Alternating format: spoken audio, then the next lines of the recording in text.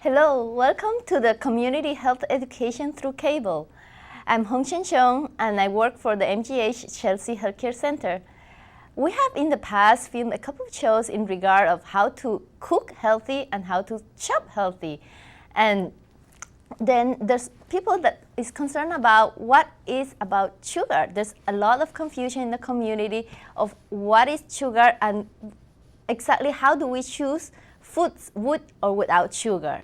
For that, we actually have invited back our dietitian, registered dietitian at the MGH Chelsea, Jennifer Vitry, to help us again to navigate a little bit about the food labels in regard of sugar and also about our food. Welcome again, and let's start learning with Jennifer about this. Also in the show, we will have many people that have collected questions from people and patients like you that have questions about sugar, and to represent that and to ask those questions, we have a couple of community outreach workers that will be helping in the show. We will have in this show Benjamin Brenner, who is the director of the Food for Family program at our clinic, and will be here helping us to learn also about sugar facts. Hi Jennifer, how are you doing today? Great, thank you. How are you? I'm doing good, thank you very much. I have some questions that we collected from patients at Mass General Hospital in Chelsea regarding sugar. So to begin, what is sugar? Sugar is a type of carbohydrate, and our bodies use carbohydrate along with protein and fat for energy. We have two types of sugar in our diet, natural sugar and added sugar. What foods have sugar? So natural sugar is mainly found in fruits and dairy products, while added sugar is in many foods. Soda, any type of sugar sweetened drink like juice or energy drinks, cookies, cakes, candies, pastry, desserts, sauces, salad dressings, and a lot more. What other names are used for sugar on food labels? Well, sugar is often hiding in the food label in the ingredients section under many complicated names. Sometimes they end in the letters OSA. Examples are, or OSE in English. Examples are sucrose, fructose, lactose, dextrose, corn syrup, high fructose corn syrup, maple syrup, brown rice syrup, or honey. And they're always listed in the ingredients section on the food label. What's the difference between white sugar and brown sugar? This is an excellent question that often confuses people. People often think that brown sugar is better for our health than white sugar, but the only real difference is that brown sugar has a little tiny bit of molasses added to it, which gives it the color and a little bit of moistness. Nutritionally, they're basically the same. The molasses will add a tiny bit of minerals, but it doesn't make any difference as far as nutrition content. So we really want to limit both types of added sugar in our diet. What's the relationship between dairy and sugar? The sugar that's found in dairy products is called lactose, and this is a naturally occurring sugar. And even though dairy products have sugar, they also are rich in calcium and potassium and protein and vitamin D. So we definitely want to make sure that we include low-fat dairy products on a daily basis. Which milk is better in terms of sugar? Skim milk, 1%, 2%, or whole milk? This is another question that often confuses people. The sugar content is actually the same. Whole milk, 2%, 1% in skim. 1 cup of it each will have 12 grams of sugar and the same amount of calcium. But for adults and children, most children who are older than 2, we always recommend that they choose either 1% or skim milk for less calories and less fat, because not only do we want to limit sugar in our diet, but we really want to be careful with the amount of calories and fats that we're consuming as well. Does 0% fat Greek yogurt with fruit like Chobani contain sugar? Yes, it still has sugar, but it's generally has a lower sugar content than other yogurts. Greek yogurt will have less sugar usually and a higher protein content, but it's always safest when you're in the grocery store to compare your favorite brands of yogurt and try to choose one that has less than 12 grams of sugar per serving and is low in fat. And where does starch come from? How does it affect the body? So starch is another type of carbohydrate. We have 3 types of carbohydrate that we get in our diet: sugar, starch, and fiber.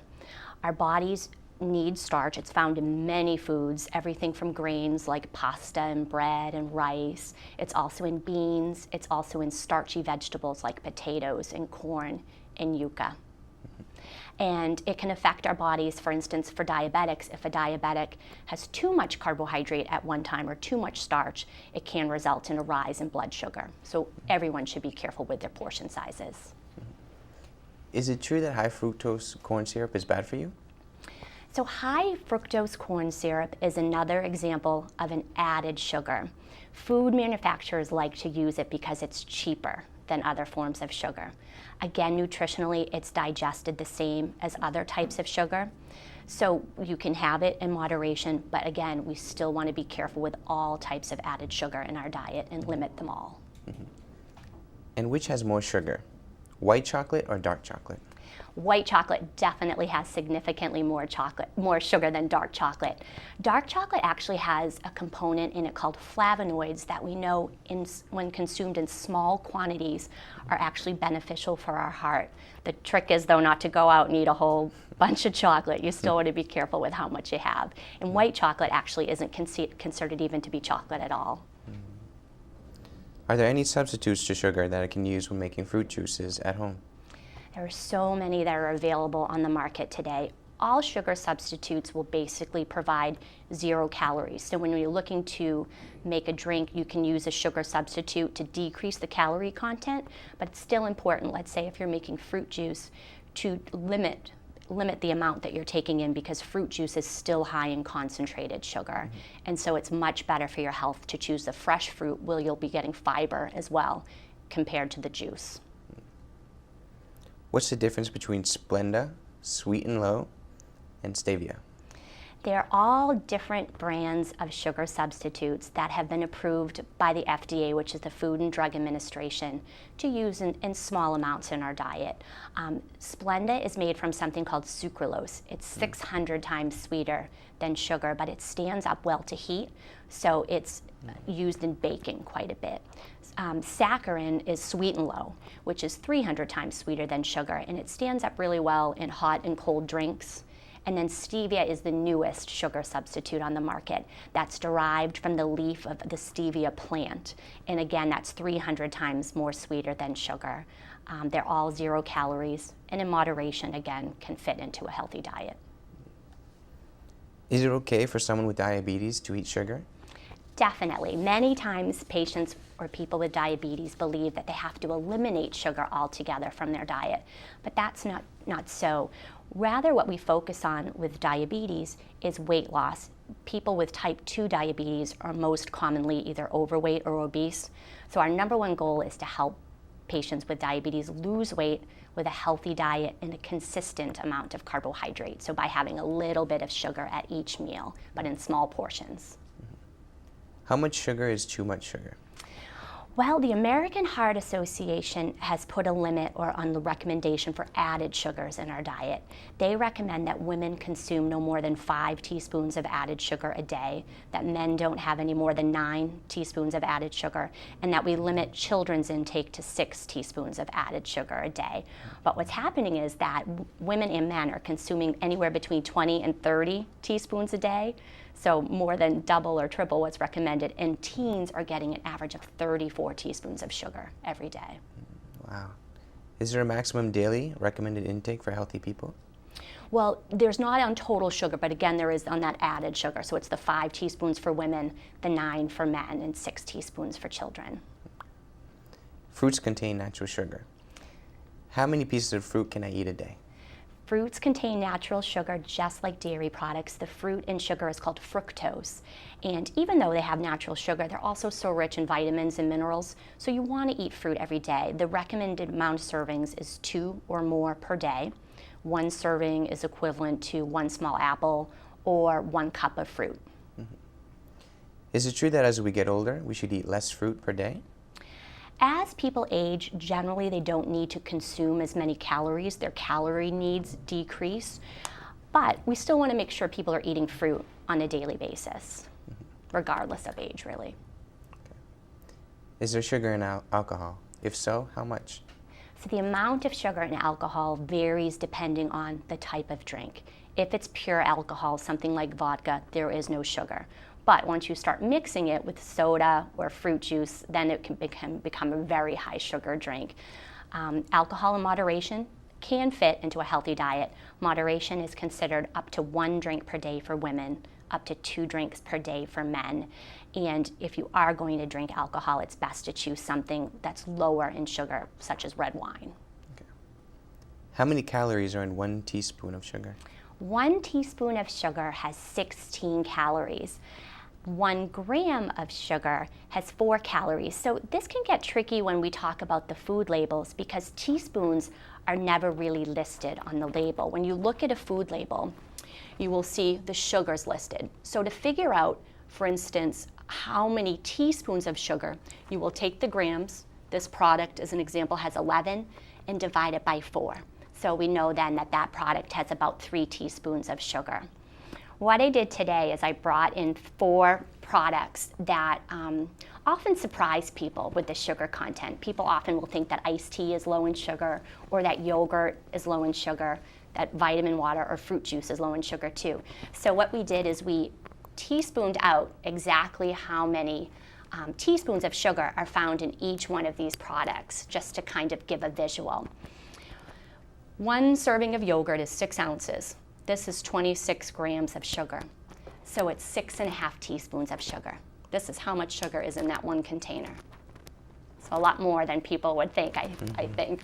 Vitamin water is also a very high sugar product. This has 32 grams of sugar. So we're talking 8 teaspoons of sugar for this 1 drink. Fruit juice, this is probably one of the most confusing types of drinks for people because when you look at this, it says 100% fruit juice, no sugar added. So even though this is fructose, the natural sugar that occurs in fruit, it is still very concentrated in sugar and calories. This small bottle has 35 grams of sugar, so almost 9 teaspoons. And then the Diet Snapple takes the cake for having the most amount of sugar here. This is another high sugar product, 36 grams of sugar, again, the equivalent of about 9 teaspoons. Wow. How do I get my children to cut back on eating or drinking sugar at home? So this is a really important question because today 1 out of 3 children is either considered to be overweight or obese. First, it starts with the parents. The parents should be setting a positive example at home. We know that if the parents eat well, the children are more likely to eat well. Try to stop buying soda, for instance. Offer water instead. Really, parents should limit the amount of sugar, added snacks and drinks that they're bringing into the home. Instead of cookies or cake or candy after school, we should be offering healthier snacks like fruit or low-fat cheese, peanut butter, whole grain crackers, and vegetables. So it's really just about taking a look at how much sugar you have in the home currently and seeing about where or ways that you can cut back. Okay. All right. Well, that's all the questions I have, Jennifer. Thank you for taking time to answer them with me. Thank you, Benjamin. Thank you, Jennifer and Ben, for those questions, and has been really helpful information for us to make some decision or explore more about sugar.